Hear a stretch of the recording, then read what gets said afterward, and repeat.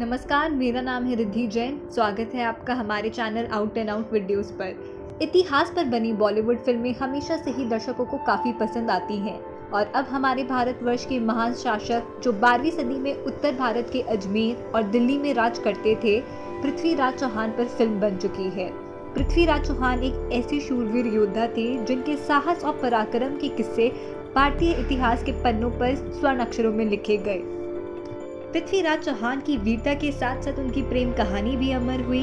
पृथ्वीराज एक ऐसे शासक थे जिन्होंने मरते दम तक दोस्ती निभाई और दुश्मन की तलवार उन्हें मार न सकी। पृथ्वीराज चौहान की कहानी में एक सुपरहिट फिल्म के तमाम मसाले हैं और आपको ये बता दें कि हिंदू राजा पृथ्वीराज चौहान का किरदार अक्षय कुमार निभाएंगे।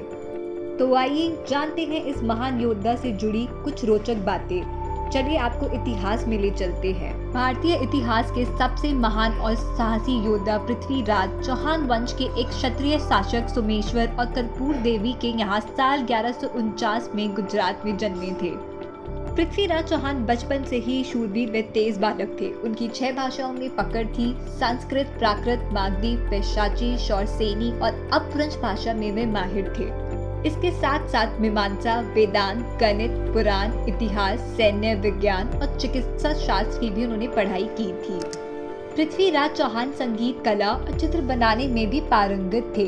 इतना ही नहीं, वे शब्द बेदी बांध छोड़ने में भी निपुण थे। पृथ्वीराज चौहान महज 13 साल के थे जब उनके पिता की मृत्यु हो गई और उन्हें राजगद्दी सौंप दी गई। पृथ्वीराज चौहान के बहादुरी के किस्सों में एक ये भी किस्सा है कि उन्होंने एक बार शेर को बिना किसी हथियार के मार गिराया था।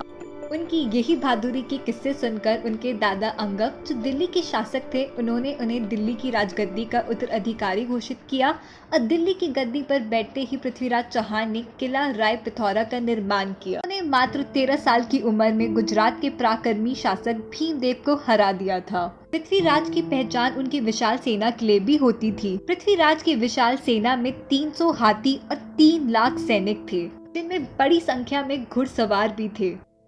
पृथ्वीराज और संयोगिता, ये दो नाम आपने कई बार साथ में सुने होंगे। आज जानते हैं इनकी प्रेम कहानी विस्तार में। पृथ्वीराज चौहान और संयोगिता के प्यार की मिसाल आज भी दी जाती है। पृथ्वीराज चौहान के बहादुरी व आकर्षण के किस्से चारों ओर थे। यही जब राजा जयचंद की बेटी संयोगिता ने पृथ्वीराज के किस्से सुने तो उनके हृदय में प्रेम भावना उत्पन्न हुई और वे चोरी छुपे गुप्त रूप से उनको पत्र लिखने लगी। पृथ्वीराज चौहान भी रानी संयोगिता की खूबसूरती से प्रभावित थे और वे भी रानी की तस्वीर देखते उनसे प्यार कर बैठे थे।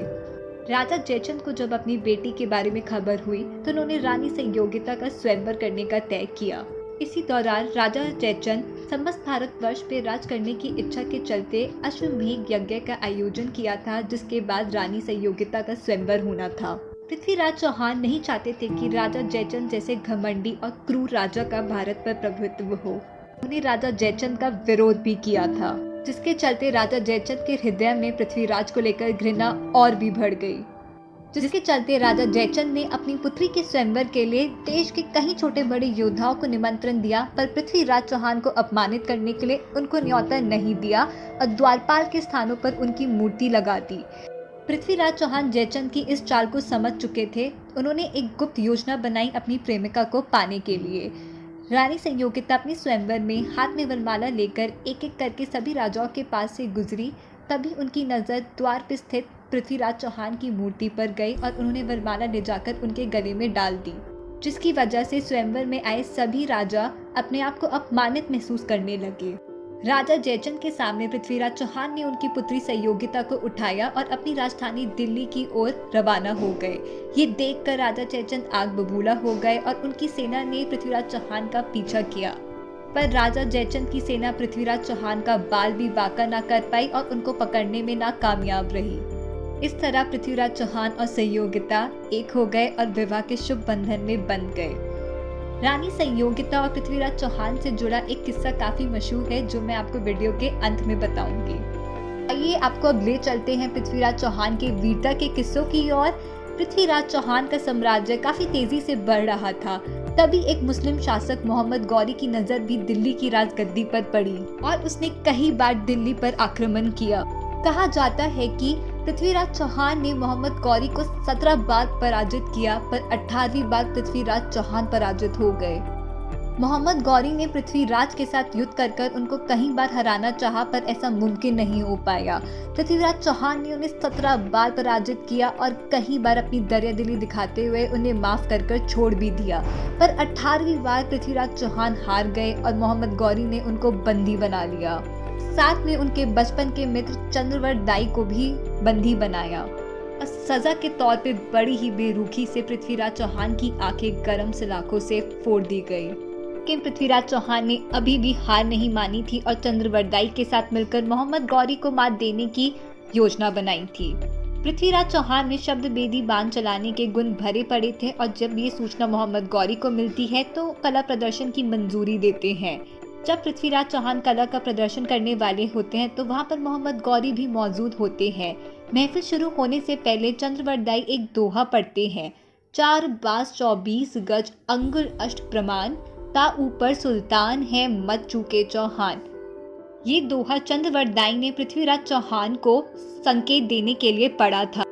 जैसे ही मोहम्मद गौरी ये दोहा पढ़कर शाबाश बोलते हैं, वैसे ही दोनों आंखों से अंधे हो चुके पृथ्वीराज चौहान अपने शब्द वेदी बाण से मोहम्मद गौरी को मार देते हैं और अपनी दुर्गति से बचने के लिए चंद्रवर्त दाई और पृथ्वीराज चौहान एक दूसरे की भी जान ले लेते हैं।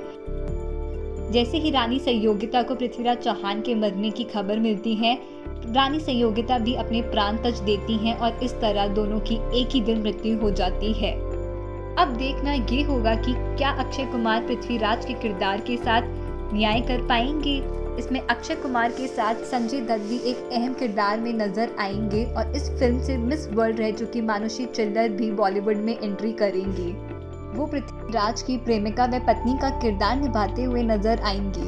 उम्मीद करते हैं इस फिल्म को रियल रखा जाए और इसकी स्टोरी लाइन के साथ ज़्यादा छेड़छाड़ ना की जाए।